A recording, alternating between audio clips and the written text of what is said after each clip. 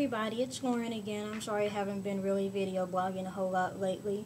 I've just had a lot going on. I know I covered that some in my video blogs from 2014 where I talked about coming out of a bad relationship and that I was homeless at some point, and I experienced racism in Alabama, and it was just a lot of crap that went on. And then I came home and found out that my oldest cat had passed away.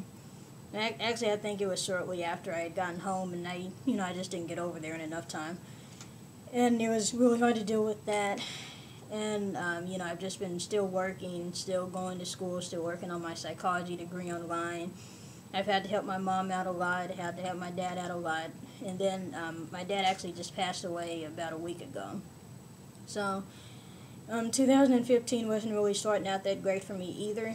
But at the same time, I feel like all I can really do is just take everything one day at a time and just do the best I can. And, as a Christian and as a spiritual person, just believe that everybody that passed on is still looking out for you, and that they're still going to be there for you, and they're still going to, be in your hearts and everything. And plus, I do want to cry sometimes about my father, because I did think that even though he was sick, that he was going to come out of it. And he was just so funny and so caring and everything like that, and, it was just really hard to lose him. But I do try to stay strong, not just for myself, so I can move on with my life and continue to work on my goals and work on myself, but also for my mom. I know she's going through a hard time, and, we both can't break down. We both can't be sad at the same time.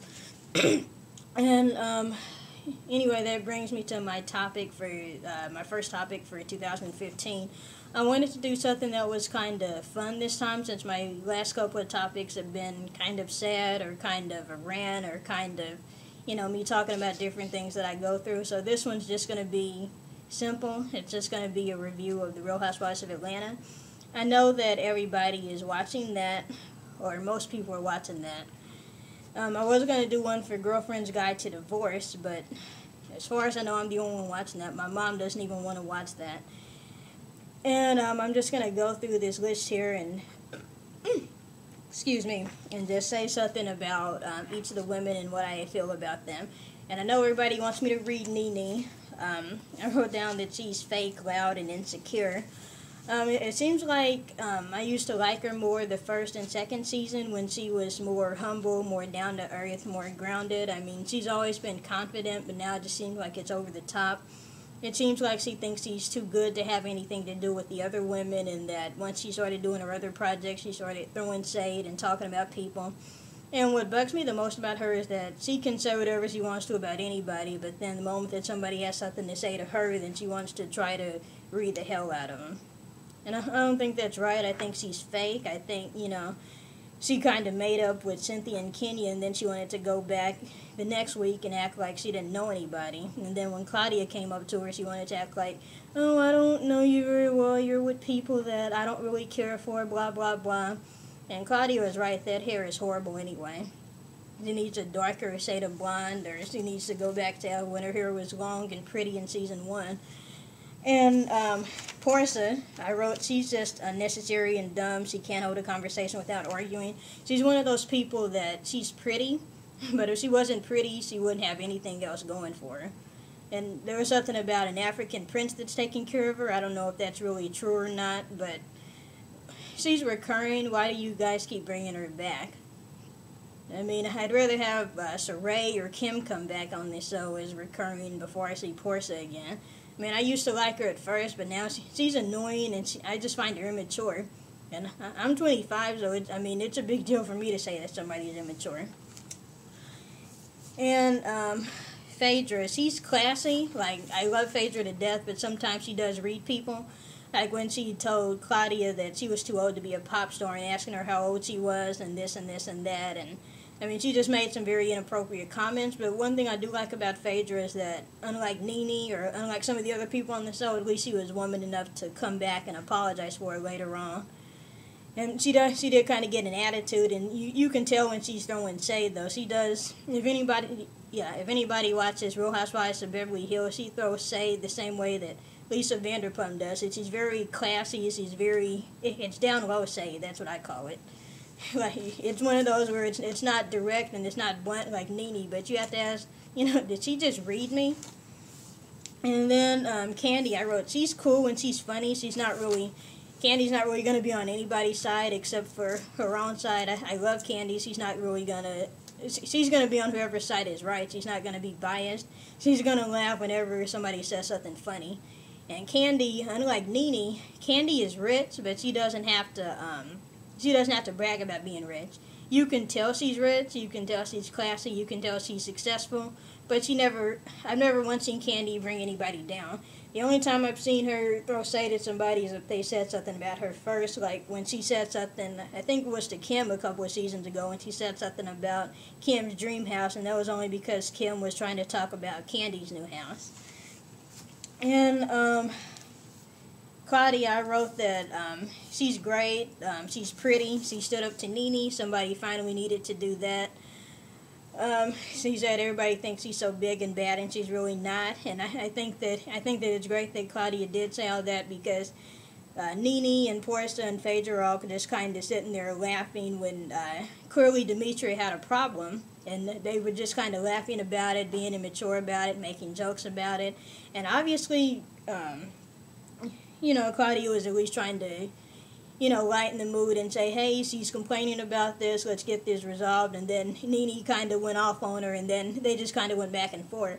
And I think Claudia had some good reads when she talked about NeNe's hair and how, well, even though NeNe's not that much older than Claudia, but still.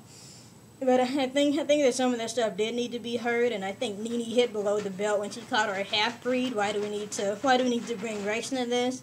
I mean, most black people are mixed with something or another anyway. Some it's just, a little bit more or less than others. So it wasn't really necessary to bring the race thing into it. And, I mean, nobody can really say anything about Claudia anyway. I mean, NeNe doesn't know if Claudia slept with all those men anyway. I mean, we never really heard any proof of that. And, oh yeah, another thing about Claudia, the only thing you can really say about her is that her feet are messed up. And you can always fix that, but NeNe can never fix her attitude. Or she can, but she chooses not to. She doesn't think she has one because she's so fabulous. Anyway, Demetria, she's cool. I loved her on House of Pain. Oh yeah, I did think it was inappropriate when Phaedra asked her if, sorry, one of those cats I have is making noise over there. Anyway, I did think it was inappropriate when Phaedra asked Demetria if she had been a crackhead in real life before, just because she had played one on House of Pain. I mean, that was kind of out of nowhere and unnecessary. And anyway, I wrote that Demetria was cool, but I think that she needs to let Roger Bob go. Or, 8 years, they're like in their 40s. He clearly had something going on with that other girl. I just think that he takes the relationship a lot less serious than she does.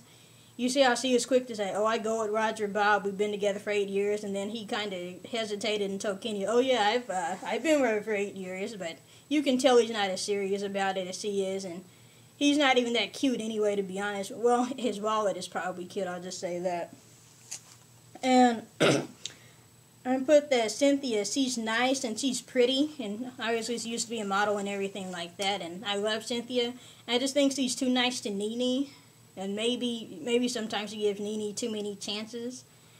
And maybe that's why NeNe thinks it's okay to be your friend one minute, then walk over the next, and just keep doing that over and over again. I mean, and it's great that Cynthia did have a backbone this season, and that she kind of, she stands up for herself a lot more. And I like that. I don't care what anybody says about that. I know some people are going to say, oh, she's fake and she wants to do this and that now, but I think she's always had it there, but this season it's really coming out. And Kenya, I know everybody wanted me to read Kenya, but I actually like Kenya. I wrote that she's funny, crazy, she's pretty, and she actually apologized to Portia, and they actually kind of made up, and it did take a big person to do that and to finally, put their differences aside. In fact, the argument was so long ago, I almost forgot what it was. It was something about Portia calling her the wrong title, and that got kind of blown out of proportion. But at least they apologized, and Kenya was woman enough to make the first move. So people want to say what they want about her. And also, when Phaedra's husband Apollo was trying to talk about Kenya, he finally came clean. And even then, some of the women were like, allergies in here. I'm sorry. Dust. Anyway, some of the women were like, oh, he's lying about lying that never really happened. And Kandi was on her side, at least. I just think it was really bad of everybody to say, oh, she really did have something going on with Apollo. He really did text her and all of this and that and everything else. And, I mean, I believed her the whole time, though. I mean, you could tell that they were kind of flirting, so I could see, why somebody would think that. But I mean, to say that they were texting and they met up, that was to a totally different extreme. And, that's kind of all I wanted to say about Real Housewives of Atlanta. My next one will probably be Real Housewives of Beverly Hills, if anybody watches that. I can't really think of anything else to say right now. What you can do is you can write in the comment section, or you can inbox me on YouTube, or you can actually add me on Facebook. My name is Lauren, and then it's Lauren, and my middle name is ELYSE accent mark, and then Dorsey, DORSEY, and you can find me on Facebook. And then just tell me new topics that you want me to do, or tell people to add me, or you can subscribe to this channel, and I'll keep doing videos. And like I said, I was kind of rusty since I haven't done this in a while, but I think I'm going to get back in the swing of doing this all the time now. I just need, life happens, and I just need to think of good topics to do all the time. But anyway, like the video, subscribe to my channel. You can share the video, whatever you want to do. And again, add me on Facebook, and I might get a Twitter going again, so that way, I'll probably, sorry, excuse me. I'll probably get more followers going that way. Anyway, good night. Happy 2015. I hope everybody has a great year, a great rest of the month, and have a nice night and have a nice day, y'all.